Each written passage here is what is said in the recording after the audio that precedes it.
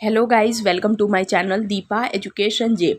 आज की इस वीडियो में मैं रेलवे एनटीपीसी ग्रुप डी की परीक्षा के लिए रीजनिंग के कुछ क्वेश्चन लेकर आपके सामने उपस्थित हूँ। तो लेट्स स्टार्ट।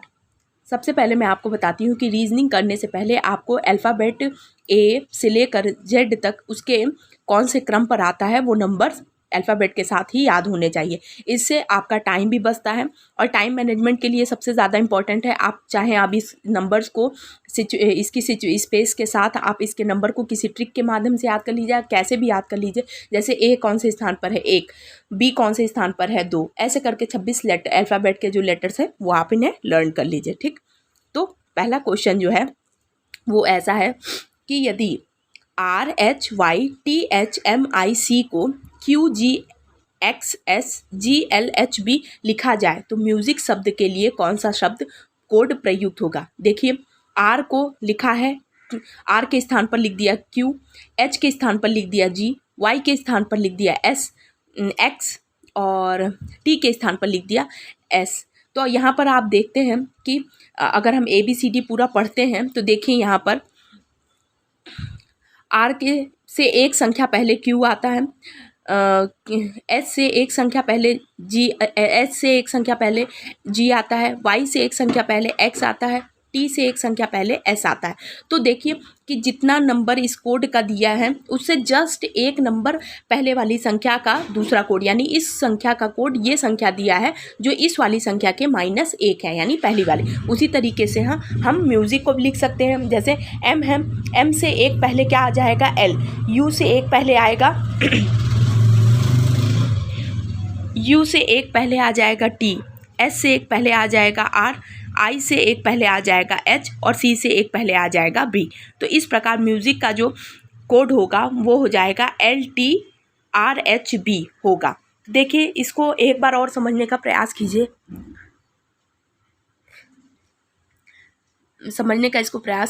कि देखिए यहाँ पे हम ए से लेकर जेड तक की संख्या को हम लिख सकते हैं एग्ज़ाम में। ए कहाँ, बी सी डी ऐसे करके जेड तक लिख लिया। ठीक, अब यहाँ देखा कि आर वाली जगह पर क्यू लिखा है, तो देखिए आर यहाँ पे है, आर जस्ट पहले क्यू आता है उसके, फिर दिखा है एच, एस से जस्ट पहले जी आता है। तो इस तरीके से आपने देखा कि जो कोड दिया है उसमें -1 हुआ है, उसी तरह आपने म्यूजिक का भी कोड निकाल लिया। ठीक, दूसरा क्वेश्चन है, यदि 3, 5, 1, 4, 6, 2, 9, 8, 7 संख्या को आरोही क्रम में पुनः व्यवस्थित किया जाए, यानी ये संख्या है और इसको वापस आरोही क्रम में व्यवस्थित किया जाए तो ऐसे कितने ऐसे अंक होंगे जिनका स्थान अपरिवर्तित ही रहेगा। ठीक, आरोही क्रम का मतलब देख लीजिए, पहले आपसे क्वेश्चन ये पूछा है और आरोही क्रम का मतलब ये होता है, देखिए पहले दी गई संख्याओं का क्रम क्या है, दी गई संख्याओं का क्रम ये है।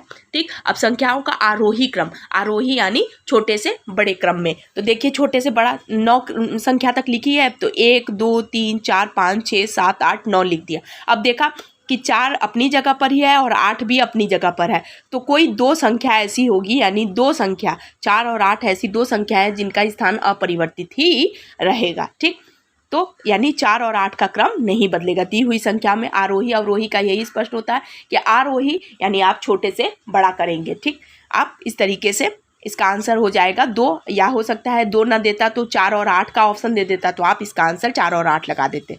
ठीक, अब तीसरा क्वेश्चन है, ए बी का पिता है, बी सी का भाई है, डी ए की माँ है, डी सी से किस रूप से संबंधित है। देखिए, ब्लड रिलेशन का सवाल करने का सबसे अच्छा तरीका ये है कि आप एक एक सीक्वेंस को, एक एक लाइन को आप बाई चित्र के माध्यम से समझने का प्रयास किया करिए। ठीक, तो इससे आपको कन्फ्यूज़न नहीं होगा। देखिए क्वेश्चन है,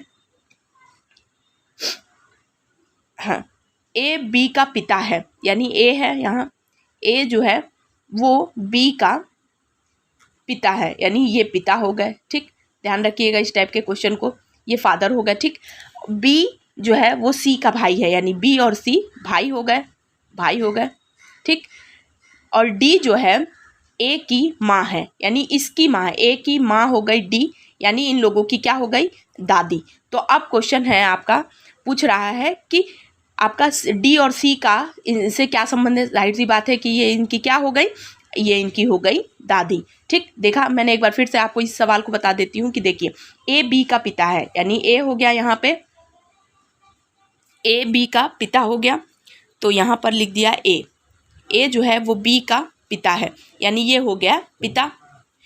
बी और सी भाई हैं, यानी ये दोनों हो गए भाई भाई।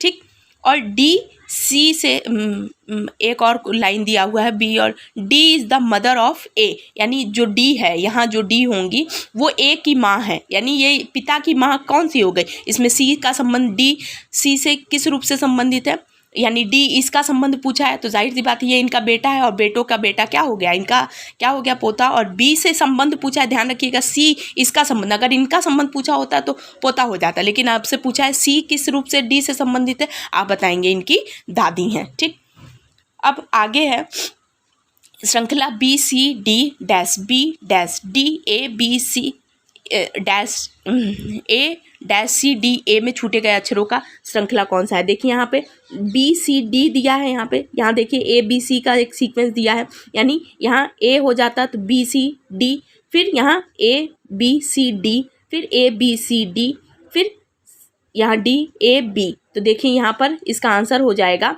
ए सी डी बी, तो यहाँ हो जाएगा, देखिए ये हो जाएगा बी सी डी, फिर यहाँ हो जाएगा ए बी, फिर सी, फिर डी, फिर ए बी सी, फिर यहाँ डी हो जाएगा, फिर सी डी ए बी। तो देखिए इसका आंसर हो जाएगा ये वाला ऑप्शन नंबर 1। तो ये आपके क्वेश्चन हो गया।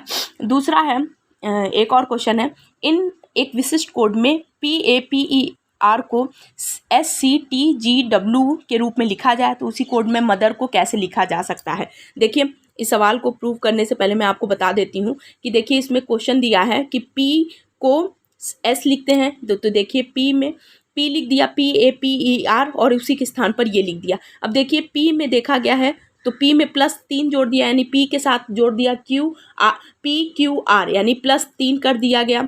ठीक, तो देखिए यहाँ हो गया S। A में +2 जोड़ दिया गया तो C हो गया।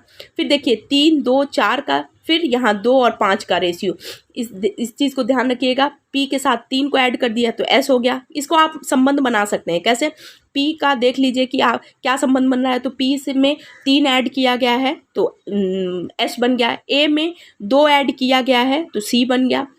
P में वापस 4 ऐड कर दिया तो T बन गया। फिर E में 2 वापस ऐड किया गया है तो FG, यानी 2 बन गया। और R में 5 वापस ऐड कर दिया गया तो 5 बन गया। उसी प्रकार से आप इसमें 3 2 4 5 को ऐड कर सकते हैं। किस तरह, तो देखिए M में आप 3 को ऐड करेंगे तो P, O में 2 को ऐड करेंगे तो Q, T में 4 को ऐड करेंगे तो X, ध्यान रखिएगा। H में 2 को ऐड करेंगे तो J, E में H में 2, फिर E में अगर आप 5 को ऐड करेंगे तो J, और R में अगर आप 2 को ऐड करेंगे तो T। तो इस प्रकार आपने देखा कि ये क्वेश्चन आपके रीजनिंग के कुछ क्वेश्चन बन गए हैं जो आपके एग्जाम के पॉइंट ऑफ व्यू से बहुत इंपॉर्टेंट है। इन क्वेश्चन सीरीज़ के माध्यम से आपको कुछ क्वेश्चंस का आकलन हो जाएगा कि किस टाइप के क्वेश्चन परीक्षा में आते हैं। तो आई होप आपके लिए रीजनिंग से संबंधित ये वीडियो हेल्पफुल होगी।